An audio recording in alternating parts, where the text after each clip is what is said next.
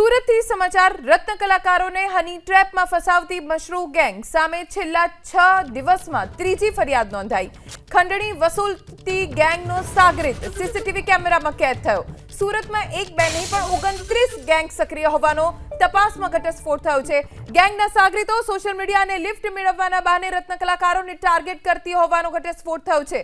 एक रत्न कलाकार ने हनी ट्रेप में फसावी खंडणी वसूलवा आवेलो गैंगनो सागरीत सीसीटीवी कैमरामां कैद थयो, जेमां फरियादी रूपिया लेवा माटे तेना मित्रनी ऑफिस पर आवे छे। आ समये आरोपी पण फरियादीनी साथे रहे छे। फरियादी पोताना मित्र साथे 40,000 रूपिया उछीना ले छे ते समये आरोपी सीसीटीवीमां कैद थई गयो। सूरतना डीसीपीए कह્યું કે 29 જેટલી હની ટ્રેપમાં ફસાવતી ગેંગ સક્રિય છે, જે તમામ ગેંગના લોકો પોલીસની રડારમાં છે।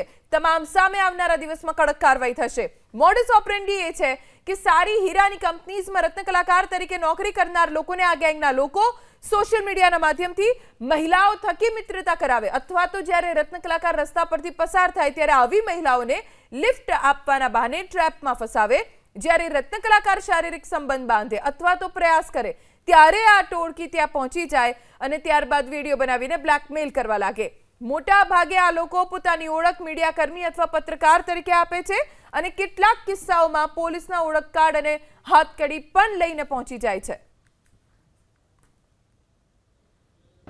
સાધુભાઈ છે એને ત્યાં ખાતા ઉપર જઈને બીજા 40,000 રૂપિયા લીધેલા અને બીજા એક મિત્ર પાસેથી 1.5 લાખ અને 1 લાખ એના ખિસ્સામાં જે 3500 રૂપિયા પડ્યા હતા એ પણ કાઢી લીધા। આમ ટોટલ 3,43,000 રૂપિયા જે છે એને અલગ અલગ રીતે દબાવી અને લીધેલા। અને બીજા જે પોલીસવાળા જે છે જેડી પટેલ, નિકુલ સોલંકી અને દિવ્યા મશરૂ અને ગોપી સાંગાણી આ લોકો પણ બીજી ગાડીમાં આવેલા અને પોતાની ઓળખ પોલીસવાળા તરીકે આપતા હતી, પરંતુ આની ટાઈપની જ પેરેલલ ગેંગ હતી અને એ લોકોને પણ આને માર્યા અને કીધું કે આને તો પીટ જ કરી દેવાનો છે।